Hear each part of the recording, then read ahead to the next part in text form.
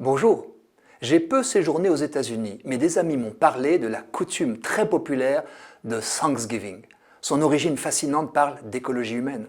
Vous savez qu'en ce jour férié, les citoyens américains se retrouvent en famille, quitte à voyager loin, font un bon repas et surtout distribuent des tas de remerciements.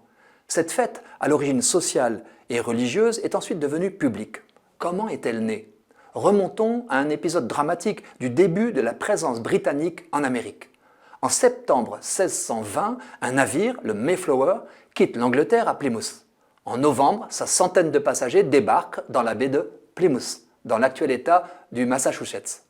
Parmi les arrivants, un groupe, motivé par sa ferveur religieuse, fuit une forme de persécution. D'autres convoitent des terres à cultiver pour faire fortune.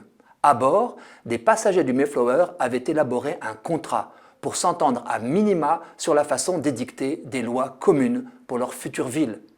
Le mythe qui s'est développé au XIXe siècle les embrasse tous dans une même expression de père, voire pèlerin fondateur. Hélas, leur premier hiver est très rigoureux. La moitié des colons périssent. Les autres risquent de subir le même sort, mais deux Indiens les sauvent.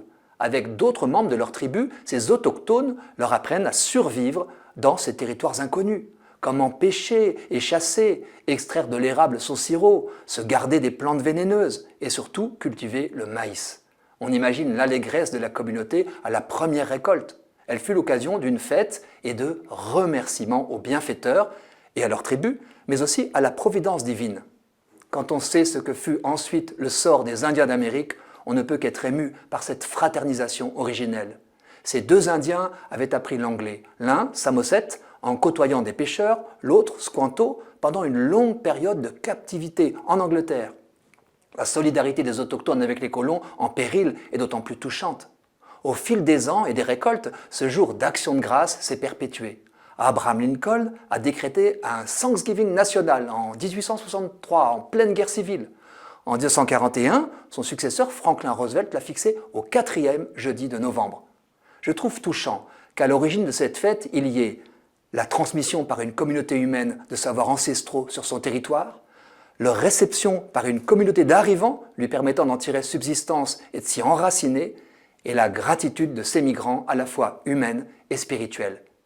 Il ne s'agissait pas alors de surexploiter, surconsommer, survoyager et surbouffer, juste de survivre en famille. Dans l'âme actuelle des États-Unis d'Amérique, nous pouvons déceler, disons, quelques scories. Mais les valeurs de leur mythe fondateur ont de quoi édifier ceux qui célèbrent en juillet la prise d'une Bastille, ferveur religieuse et familiale, conciliation d'une pluralité d'opinions, énergie mise pour s'en sortir et voir le bon côté des choses et des gens, amour de sa patrie et de son histoire, et enfin, gratitude. Rien ne nous empêche d'imiter ces bons côtés de l'Amérique. Vu sous cet angle, le rayonnement de Thanksgiving est une bonne nouvelle.